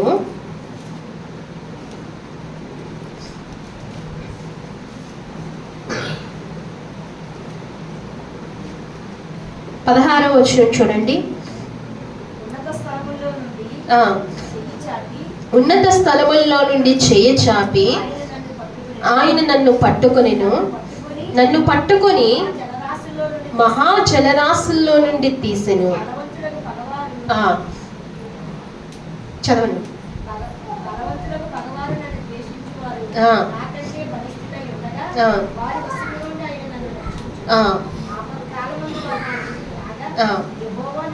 చాలండి. ఇక్కడ చూడండి, దేవుని వాక్యం సెలవిస్తుంది, బలవంతుడకు పగవారు నన్ను ద్వేషించువారు ఉన్నత స్థలముల్లో నుండి చెయ్యి చాపి, ఎక్కడ నుండి అంటండి? ఉన్నత స్థలముల్లో నుండి చెయ్యి చాపి నన్ను పట్టుకునేను. మళ్ళీ ఏం చేస్తున్నాడంటండి? పట్టుకుంటున్నాడంట. పడిపోకుండా పట్టుకుంటున్నాడంట.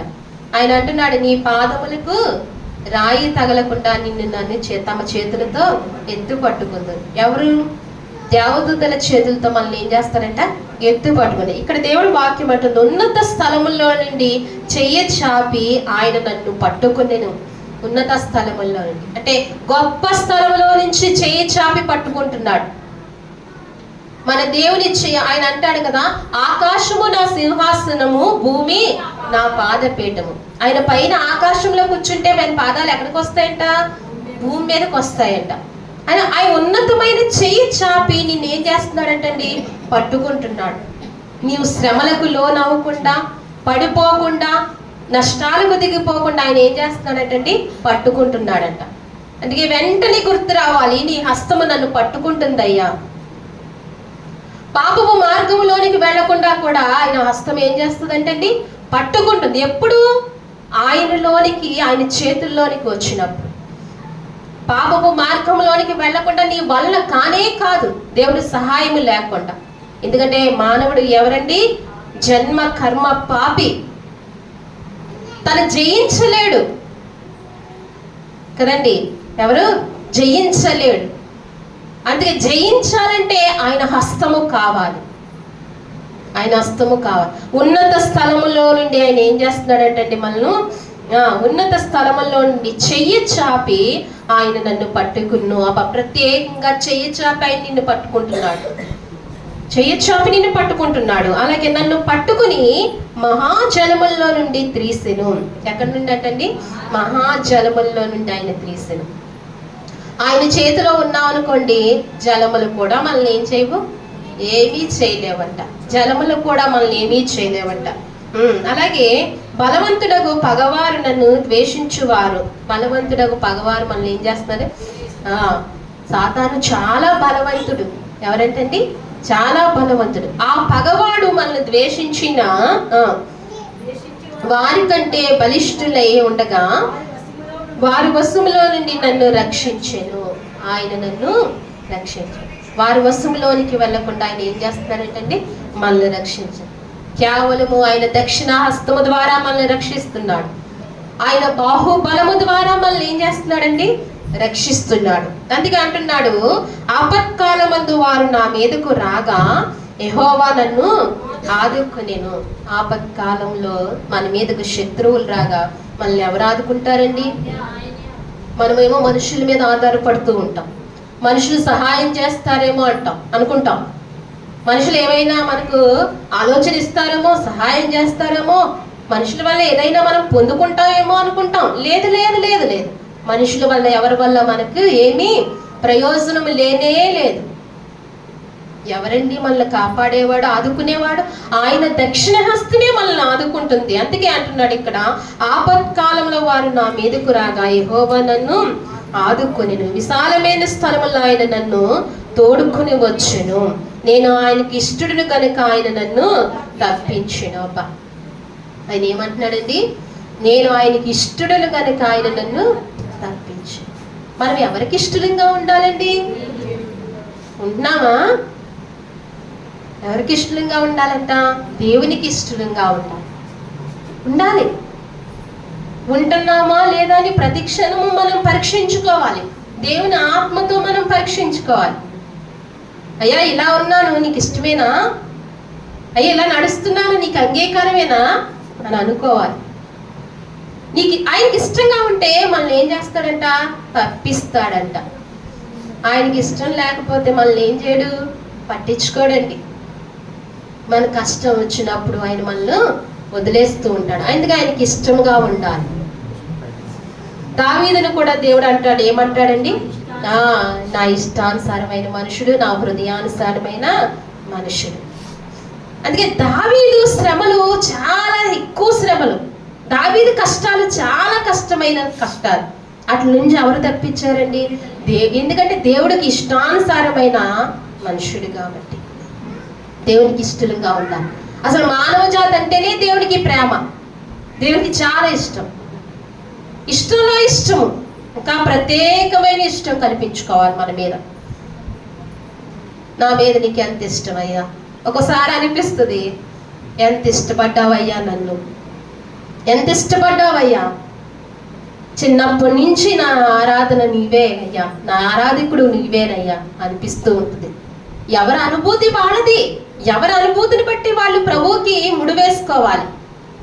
నాది గొప్ప, నీది గొప్ప అనుకోకుండా ఎవరి అనుభూతిని బట్టి వారు ప్రభువుని ఏం చేయాలంటండి? సేవిస్తూ ఉండాలి, ఇష్టపడాలి. ఏదో ఒక కోణం చూసుకుని, నన్ను ఇష్టపడ్డాడు నా ప్రభువు, నా ప్రియుడు నన్ను ఇష్టపడ్డాడు, నా తండ్రి నన్ను ఇష్టపడ్డాడు, నా రక్షకుడు నన్ను ఇష్టపడ్డాడు, అందుకే నన్ను ఇలాంటి పరిస్థితుల నుండి ఏం చేస్తున్నాడండి? తప్పిస్తున్నాడని చెప్పి మనం ఆ రీతిగా జీవించాలి. ఇంతగా దేవుని హస్తంలోనికి మనం వెళ్ళాలి. ఉన్నత స్థలముల్లో నుండి చేయి చాపి మనల్ని ఏం చేస్తున్నాడండి? ఆదుకుంటున్నాడు. మనల్ని పట్టుకుంటున్నాడు. నాలుగవదిగా పట్టుకుంటున్నాడు. ఐదవదిగా ఒక మాట చూద్దామా? అలాగే నాలుగవదిగా మత్తయి సువార్తలో కూడా ఇంకొక మాట ఉంటుంది, చూడండి. మత్తయి సువార్త 14వ అధ్యాయము 31వ వచనం. యేసు చెయ్యి చాపి అతన్ని పట్టుకొని, అల్ప విశ్వాసి, ఎందుకు సందేహపడతావని అతనితో చెప్పాను. వాడు ధోని ఎక్కినప్పుడు గాలి అణిగెను. అంతటా ధోనిలో ఉన్నవారు వచ్చి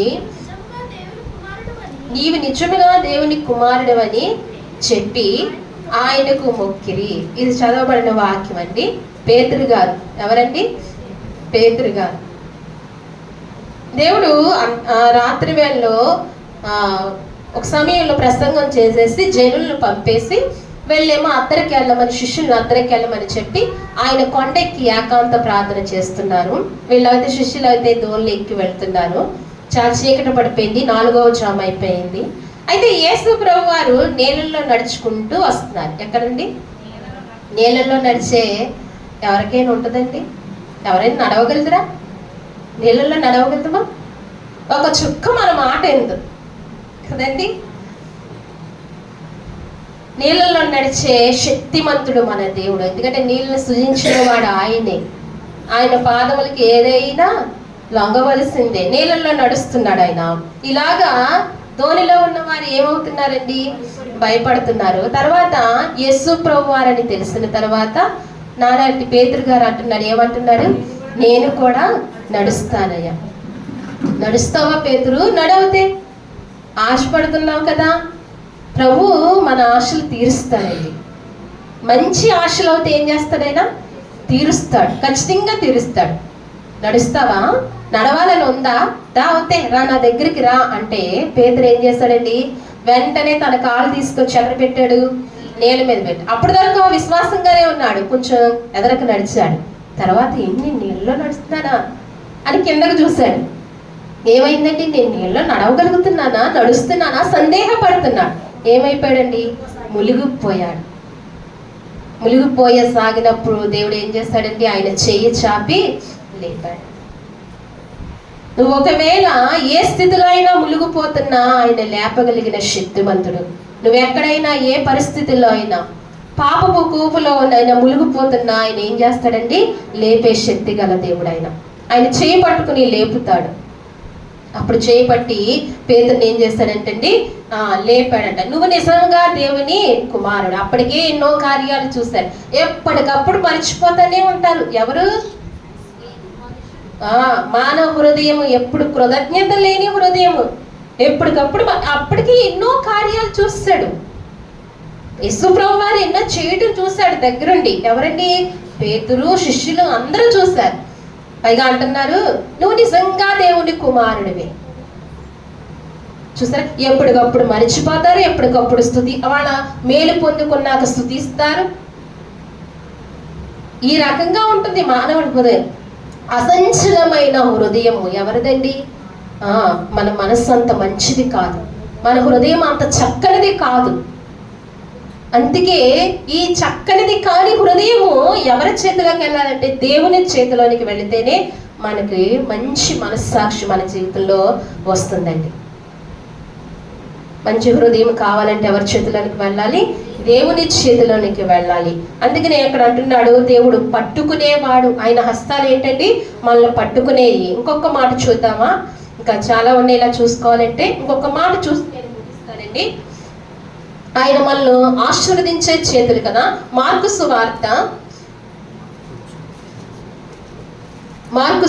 10వ అధ్యాయము 16వ వచనం చూడండి. చదవండి. ఆ బిడ్డని ఎత్తి కౌగిలించుకొని వారి మీద చేతులుంచి ఆశీర్వదించాను. చాలండి. ఇక్కడ చిన్న బిడ్డలను దేవుడు ఎత్తుకుని ఏం చేస్తారంటండి?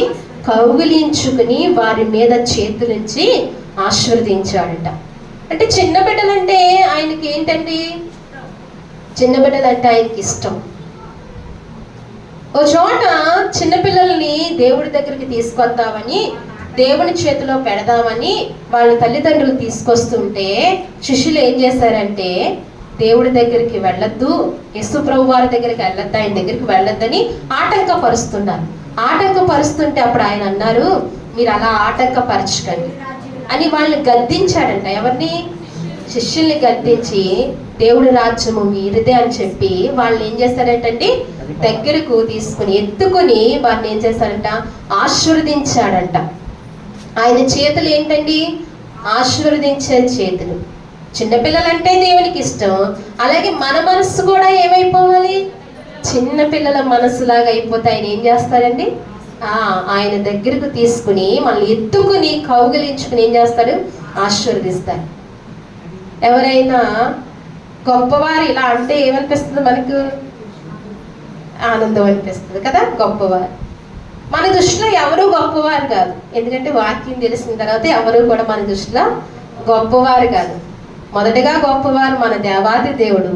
రెండవదిగా ఆయన పని చేస్తున్న, సత్యవాక్యాన్ని ప్రకటిస్తున్న దేవుడు, వారిలో నివసిస్తున్న దైవజనుడు, నిజమైన దైవజనుడు అంటే మనకి దృష్టిలో ఎవరండి? గొప్పవారు. వారిని తాకినా లేకపోతే వారు మనల్ని తాకినా ఎక్కడో తెలియని ఆనందం, ప్రభువే మనల్ని ముట్టుకున్నాడని ఒక గొప్ప ఆనందం కలుగుతుందంటారా లేదా? అందుకే ప్రభు చేతిలో పెట్టాలని వీరు అనుకున్నారు.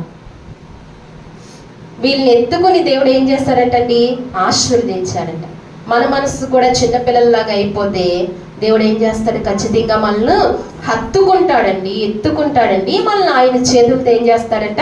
ఆశీర్వదిస్తాడంట. మన మనసు కూడా అలా అవ్వాలంటే చాలా కష్టం. మన మనసులో ఏముంటాయండి? ద్వేషము, కోపము, అసూయ, మత్సర, ఇలాగ ఎన్ని ఉన్నాయి? 12 పైనే ఉన్నాయండి. ఇలాంటివి ఎన్ని ఉన్నాయి? చెడ్డవి అన్నీ కూడా ఎన్ని ఉన్నాయి? 12 పైనే ఉన్నాయండి. ఆత్మఫలాలు ఎన్ని? 9. చెడ్డవన్నీ ఇలా ఎన్నో ఉన్నాయి. మనం ఎప్పుడు పసిపిల్లల్లో అవుతాము? చాలా కష్టం కదండి. కానీ దేవుడు చేతిలో ఆయన ఎత్తుకోవాలి, ఆయన హత్తుకోవాలి అనుకుంటే ఎవరి మనసు రావాలంటే మన జీవితంలో పసిపిల్లల మనసు వచ్చినప్పుడు ఆయన ఎత్తుకుంటాడు, ఆయన హత్తుకుంటాడు. అప్పుడు ఏం చేస్తాడని మనల్ని ఆశీర్వదిస్తాడు. ఏం చేస్తాడండి? ఆశీర్వదిస్తాడు. దేవుని చేతులు. ఎన్ని కార్యాలు చూసాం మనం? ఏం చూసామండి? 5 చూసాం. ఒకటి చెప్పండి. మొదటిగా దేవుని చేతులు మనల్ని ఏం చేసేవి? మనల్ని రూపమిచ్చి చెక్కుకున్న చేతులు కదండి. రెండవదిగా మనల్ని దాచిన చేతులు. మనల్ని దాచాయి. కష్టంలో, నష్టంలో, శత్రువుల దగ్గరికి వెళ్లకుండా ఆయన హస్తాలు ఏం చేస్తున్నాయండి? మనల్ని దాస్తున్నాయి, ఇంకనూ దాస్తున్నాయి. దాచాయి, ఇంకా దాస్తున్నాయి. అలాగే మనల్ని ఏం చేస్తున్నాయండి? ఆయన ఆదుకుంటున్నాడు. ఏం చేస్తున్నాడంటే ఆయన ఆదుకుంటున్నాడు. ఎవ్వరూ ఆదుకోరు, అది జ్ఞాపకం ఉంచుకోండి.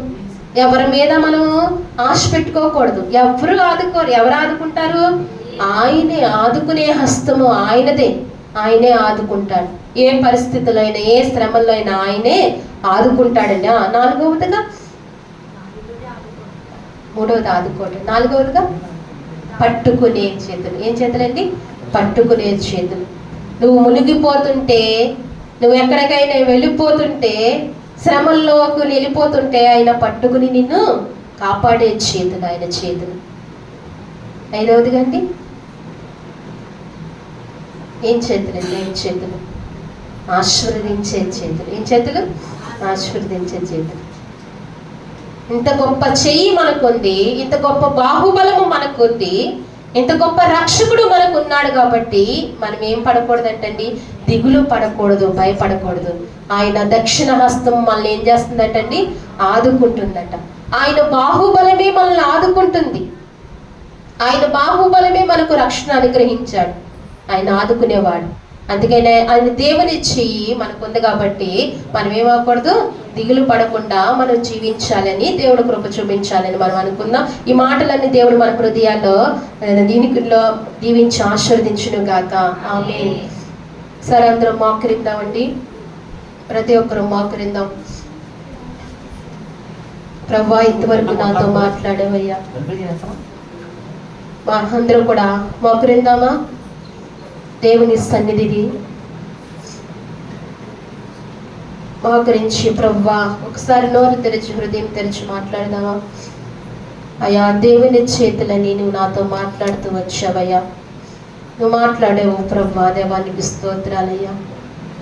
అవునయ్యా, నాకెవరూ లేరని నేను అనుకుంటున్నాను. నా పరిస్థితి ఏదని నేను అనుకుంటున్నాను. ఈ సమయంలో ప్రభువా నువ్వు నాతో మాట్లాడుతూ వచ్చావు. రేపు నా స్థితి ఏంటి ప్రభువా అని నేను ఆలోచిస్తున్నానయ్యా. రేపటి దినం ఏంటి ప్రభా నా జీవితం అని నేను ఆలోచిస్తున్నాను. నన్ను ఎవరు ఏమి చేయగలుగుతారు ప్రభా అని నేను అనుకుంటున్నగా నువ్వు నాతో మాట్లాడుతూ వచ్చావయ్యా. దేవుని హస్తము, దేవుని చేతులని మాట్లాడుతూ వచ్చావు ప్రభా. అవునయ్యా, నువ్వు నాకు రూపునిచ్చావయ్యా, నన్ను రూపించావయ్యా. అయ్యా, నన్ను చెక్కుకున్నావయ్యా, నాకు రూపునిచ్చి చెక్కుకున్నావయ్యా. దేవానికి స్తోత్రాలయ్యా. అలాగే నే ప్రభా, నా శరీరమును ఎలాగైతే చెక్కుతూ నాకు రూపునిచ్చావో ప్రభా, నా ఆత్మను నీ చేతుల్లో పెడుతున్నానయ్యా. ఇప్పుడున్న మనందరం ఒకసారి ఈ మాట చెప్దామా? ప్రభా, నా ఆత్మ నీ చేతిలో పెడుతున్నానయ్యా, నువ్వు నన్ను చెక్కయ్యా, నీ ఇష్టానుసారముగా నన్ను చెక్కయ్యా. ఆనాడు సొలొమోను మహారాజు అయ్యా వేరే చోట చెక్కి అయ్యా రాళ్ళు తీసుకొచ్చి మందిరానికి అమర్చాడు ప్రభా. ఈనాడు నేను పరలోక మందిరంలో అమర్చబడాలంటే నైనా ప్రభా నేను ఇక్కడే చెక్కించుకోవాలయ్యా, నీ మాటలతో నేను చెక్కించుకోవాలయ్యా. అయ్యా, నీ చేతిలోనికి నేను రావాలి ప్రభా. నా ఆత్మను చెక్కయ్యా, నీకు ఇష్టమైన ఆత్మగా నన్ను చెక్కయ్యా. నీ ప్రతి ఒక్కరం అడుగుదామా? అయ్యా, అలాగే నే ప్రభా నన్ను దాచావయ్యా తండ్రి. నైనా ప్రభా, నాకు బద్ధ శత్రువైన అపవాది చేతిలో నుండి నన్ను విడిపించి నన్ను దాచావయ్యా. అతని వలలోనికి పడకుండా నన్ను దాస్తున్నావయ్యా, అతను పెట్టే చిక్కుల్లోనికి వెళ్లకుండా నన్ను దాస్తున్నావయ్యా. ప్రతిసారి నీ హస్తము నన్ను దాస్తుందయ్యా. నీ కొందనాలయ్యా, నువ్వు దాస్తున్నందుకు నీ కొందనాలు. ఎంతో మంది నీ చేతిలోనికి రాక తండ్రి నైనా లోకంలో కలిసిపోతూ ప్రభా నష్టపోతున్నారయ్యా. నన్నైతే, నా ఆత్మనైతే పదిలంగా ఉంచాలని నువ్వు నన్ను దాచుకుంటూ వస్తున్నావు ప్రభా, నీ కొందనాలయ్యా. అలాగే నేనైనా ప్రభా మూడవదిగా నన్ను ఆదుకుంటూ వస్తున్నావు ప్రభా. నన్ను ఆదుకునే హస్తము. నాను వారెవరు నన్ను ఆదుకోలేదయ్యా, నాను వారెవరు నాకు తోడులేరయ్యా. ఏ పరిస్థితుల్లో కూడా నాకు తోడులేరు, నీవే నన్ను ఆదుకుంటూ వచ్చావయ్యా. హృదయపూర్వకంగా ప్రభువుకి ఇలా చెప్తే ఆయన సంతోషిస్తారు కదా. నిన్ను ఆదుకున్న దేవుణ్ణి నువ్వు సంతోషపెట్టవా? నాను వారు నన్ను విడిచిన ప్రభా, నా స్నేహితులు నన్ను దూరపరిచిన ప్రభా, బంధువులే నన్ను వెలివేసిన ప్రభా, మీరు నన్ను ఆదుకుంటూ వచ్చారు. నా కష్టములో, నా నష్టములో, నా బాధలో, వ్యాధిలో అయ్యా, నా దుఃఖంలో అన్నిటిలో కూడా మీరు నన్ను ఆదుకుంటూ వచ్చారు ప్రభా. నీ కొందనాలయ్యా ప్రభా. అయ్యా, నువ్వు నన్ను ఆదుకునే హస్తముగా ఉన్నావు తండ్రి. అయ్యా, అలాగే నన్ను పట్టుకుంటున్నావయ్యా, నేను పడిపోకుండా ప్రభా, నా భక్తిలో నేను పడిపోకుండా ప్రభా, లోకములో పడిపోకుండా నన్ను పట్టుకుంటున్నావయ్యా. అయ్యా, నీ దక్షిణ హస్తమే నన్ను పట్టుకుంటుందయ్యా. అయ్యా, నా మనసు ఎటు త్రిప్పకుండా నువ్వు పట్టుకుంటున్నావయ్యా. నీ కొందనాలయ్యా అని చెప్తామా? అలాగేనైనా నీ హస్తాలు ఆశీర్వదించే హస్తాలు తండ్రి. నువ్వు ఆశీర్వదిస్తున్నావు తండ్రి, నువ్వు ఆశీర్వదించేవాడువు ప్రవ్వా. అయ్యా, ఇదిగో మరి నువ్వు హత్తుకుని ఎత్తుకునేవాడువు తండ్రి. అయ్యా, నీ కవిల్లో నేను ఉండాలయ్యా, నీ నీడలో నేను ఉండాలి ప్రవ్వా. అయ్యా, నువ్వు ఎత్తుకో ప్రవ్వా, నన్ను నీ కవిట్లో నన్ను ఉంచుకో ప్రవ్వా. నన్ను ఆశీర్వదించయ్యా. అయ్యా, సమస్త విషయాల్లో నన్ను ఆశీర్వదించయ్యా, సకల విషయాల్లో నన్ను ఆశీర్వదించయ్యా. నీ విశేషమైన కృప నా మీద ఉంచుంటవ్వా అని ప్రతి ఒక్కరం అడుగుదామా? ఆయన దక్షిణ హస్తము మనల్ని ఆదుకునే హస్తము, ఆయన దక్షిణ హస్తము మనల్ని కాపాడే హస్తము. నా చేతులు ఎప్పుడు కొరచు కాలేదని చెప్తున్నాడు. ఆకాశము నుండి చాపిని నాదుకుంటున్నాడు. ఆయన బాహుబలమే నిన్ను కాపాడుతూ వస్తుంది. అనేక రీతిలుగా ప్రభు మనతో మాట్లాడుతూ వచ్చారు. ఆయనకు కృతజ్ఞతాపూర్వకంగా ప్రభా ఇంకనూ నన్ను కాపాడయ్యా. అయ్యా, ఒకవేళ నువ్వు కాపాడినా నేను గుర్తించలేదేమోనయ్యా. అయ్యా, నేను గ్రహించలేదేమో ప్రభా, నాకు ఆ గ్రహింపు ఇవ్వయ్యా. నీ హస్తాలు గుర్తించే కృప ఇవ్వయ్యా ప్రభా. ఇంకనూ నన్ను నువ్వు కాపాడుకో అయ్యా. అయ్యా, నేను దేంట్లో తొలగిపోకుండా, అయ్యా నేను దేంట్లో తప్పిపోకుండా ప్రభా నన్ను మీరు బలపరిచయ్యా. సంపూర్ణమైన కృప నాకు ఇస్తూ రండి ప్రభా అని ప్రార్థన చేద్దాం. ప్రార్థన చేసుకుందాం. విన్న వాక్యాన్ని బట్టి మన మధ్యన తల్లి ప్రార్థన చేస్తారు.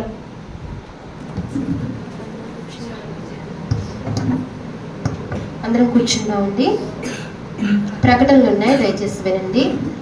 శుక్రవారం ఉపవాస కూడిక 11:30 సమయానికి ఇక్కడే జరుగుతుందండి ఉపవాస కూడిక. అలాగే మంగళవారం బాలయ్య గారి ఇంటికాడ 6వ వారం జరుగుతుందండి. తప్పనిసరిగా అందరూ రండి. మరి లక్ష్మి గారు, గంగారే వస్తున్నారు. మరి మిగతా వాళ్ళు అందరూ రండి. ఇంకా 2 వారాలే ఉన్నాయి.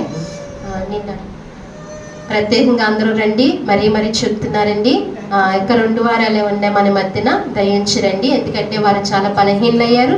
వారి కొరకు ప్రార్థన చేద్దాం. అందరూ వచ్చి ఆ కూడుకులో ఏకీపించవలసిందిగా మనవి చేస్తున్నాం అండి.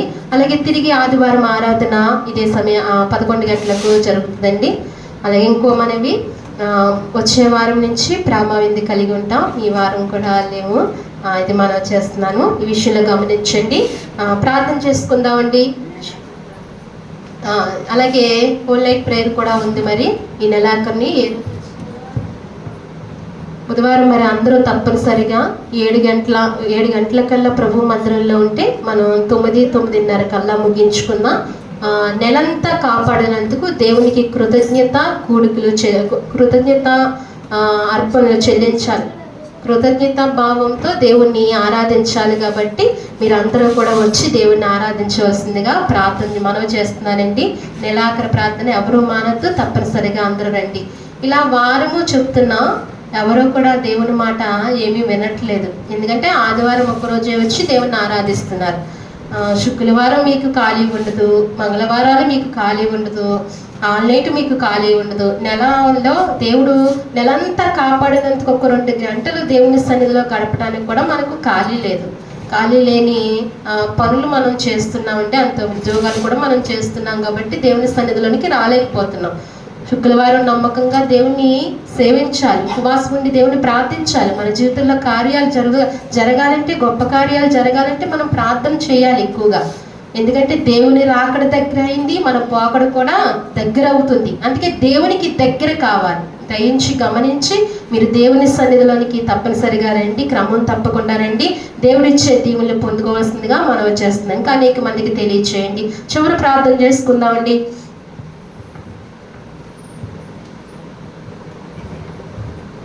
ఈ ప్రకటనలన్నీ జ్ఞాపకం చేసుకుని ప్రతి ప్రార్థన కూడికి ఆదరవలసిందిగా సంఘములకు మనవి చేస్తున్నాం. ప్రతి ఒక్కరూ దేవుని సన్నిధిలో కనపడాలి.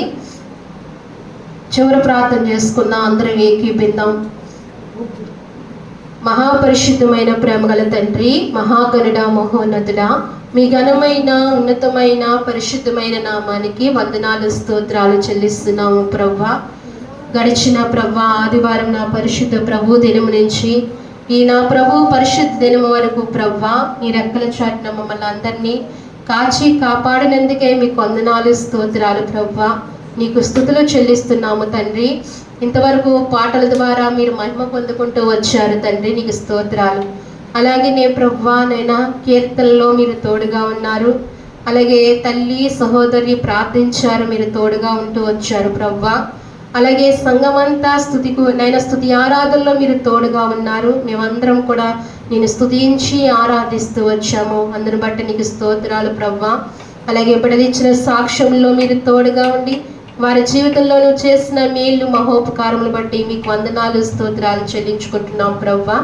అలాగే నే తండ్రి నైనా వాక్యంలో మీరు మాకు తోడుగా ఉండి మీరు మాతో మాట్లాడినందుకే మీకు వందనాలు స్తోత్రాలు ప్రభువా. అయ్యా ఈ దినము మీరు మాతో మాట్లాడుతూ వచ్చారు ప్రభువా. అయ్యా నీ హస్తము గురించి మాకు వివరిస్తూ వచ్చారు ప్రభువా. నీ హస్తము నీ చెయ్యి మమ్మల్ని ఎలా ఆదుకుంటుందో మనకు తెలియజేస్తూ వచ్చారు. అందుకు మీకు స్తోత్రాలు ప్రభువా. ఎవరిలో అయినా మా అందరిలో ఏదైనా దిగులు భయము ఉంటే ప్రభువా ఈ మధ్యాహ్న కాలంలో నువ్వు మాట్లాడిన మాటలను బట్టి ప్రభువా ధైర్యము పొందుకొని శక్తిని పొందుకుని ప్రభువా అవన్నీ కూడా మా జీవితంలో నెరవేరటానికి సహాయం చేయమని మీ సన్నిధిలో ప్రార్థిస్తున్నాము ప్రభువా. మమ్మల్ని రూపొందించావు ప్రభువా, మాకు రూపనిచ్చి చెక్కావు ప్రభువా. దేవానికి స్తోత్రాలు తండ్రి. అయ్యా మమ్మల్ని ఆదుకుంటూ వచ్చావు, మమ్మల్ని పట్టుకుంటూ వచ్చావు ప్రభువా. అయ్యా మమ్మల్ని నైనా ప్రభువా నీ చేతి నీడలో కాస్తూ వచ్చావు, మమ్మల్ని ఆశీర్వదిస్తూ వచ్చావు. అయ్యా నీకు స్తోత్రాలు ప్రభా. నీవు ఇచ్చిన మాటలను బట్టి, నువ్వు పలికిన వాక్యంను బట్టి, నువ్వు ఇచ్చిన మాటలను బట్టి నీకు వందనాలు స్తోత్రాలు చెల్లించుకుంటున్నాం ప్రభా. విన్న బిడ్డలందరినీ దీవించండి, ఆశీర్వదించండి. ఎవరైతే వారి హృదయాన్ని తెరిచి ప్రభా నీ దక్షిణ హస్తము కావాలని కోరుకుంటున్నారో ప్రభా వారికి నైనా నీ దక్షిణ హస్తాన్ని దయచేయండి ప్రభా.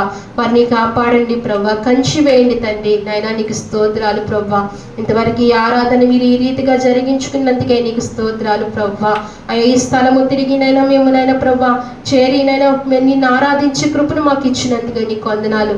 ఇంకా జరగవలసిన పని అంతటినీ నైనా సంపూర్తి చేయమని నీ సన్నిధిలో ప్రార్థిస్తున్నాం ప్రభా. అలాగనే ప్రభా మా ముందున్న ఈ వారం కూడికల్లో మీరు తోడుగా ఉండండి. శుక్రవారం ఉపవాస కూడికలో ప్రభా, మంగళవారము ప్రభా గృహ కూడికలో మీరు తోడుగా ఉండండి. అలాగే బుధవారం ప్రభా ఇదిగో ఆన్లైన్ ప్రేయర్ కృతజ్ఞత కూడికలో మీరు తోడుగా ఉండండి ప్రభా.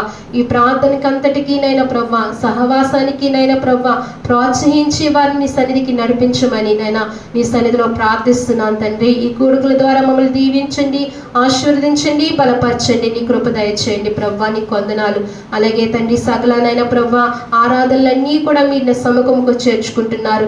మా ఆరాధన కూడా మీ సన్నిధికి చేర్చుకోమని మీ సన్నిధిలో ప్రార్థిస్తున్నాం తండ్రి.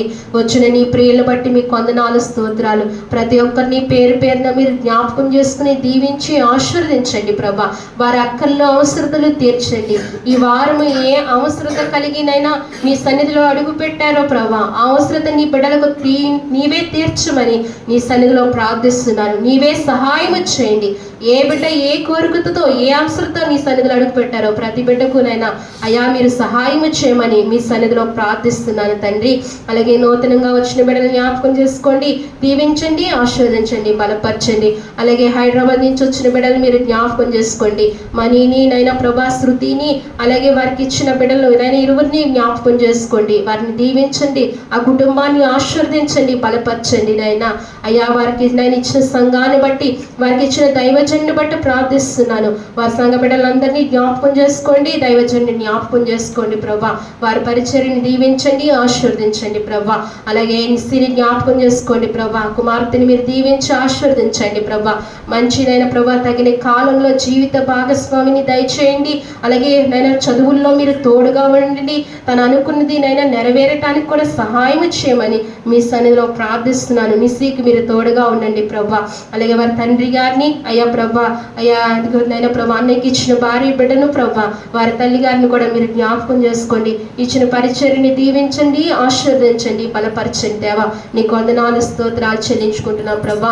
అలాగే మా సంఘ బిడ్డలందరినీ కూడా దీవించి ఆశీర్వదించి బలపరచమని అయ్యా వారి గృహాలకు నైనా ప్రభా నిండారుగా మీరు దీవించి పంపించమని మీ సన్నిధిలో ప్రార్థించుకుంటూ అయ్యా ఇట్టి అవకాశం మీరు మాకు దయచేసినందుకు నైనా నీకు వందనాలు, స్తోత్రాలు చెల్లించుకుంటూ అలాగే ప్రభా మీ దాసుని దైన ప్రభా అయ్యా మీరు జ్ఞాపకం చేసుకోండి ప్రభా. అయ్యా ఇదిగో మరి ఎలర్జీ నుంచి ప్రభా, అయ్యా గుండె నొప్పి నుంచి కూడా నైనా మీరు స్వస్థపరచండి.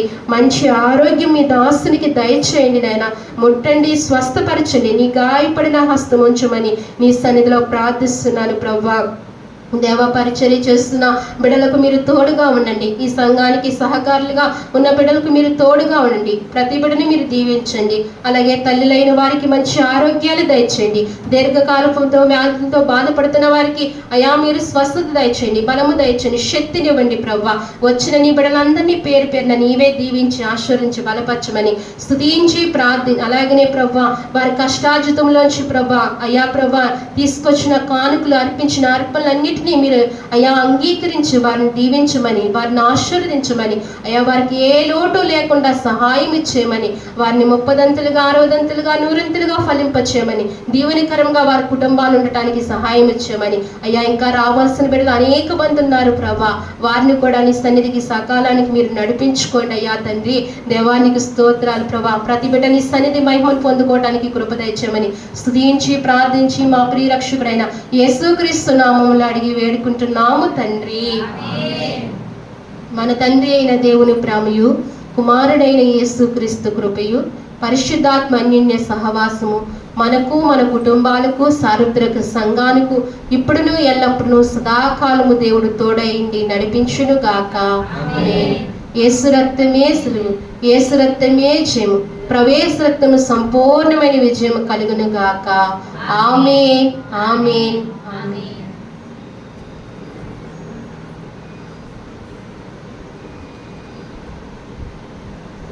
అందరికీ వందనాలండి, అందరికీ వందనాలు. ప్రభువు మిమ్మల్ని అందరినీ దీవించి ఆశీర్వదించును గాక.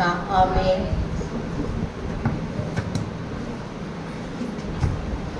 మరి వచ్చేవారు రాని వారు ఎవరైనా ఉంటే గమనించి వారిని ప్రోత్సహించి దేవుని సన్నిధికి నడిపించవలసిందిగా మనం చేస్తున్నాం.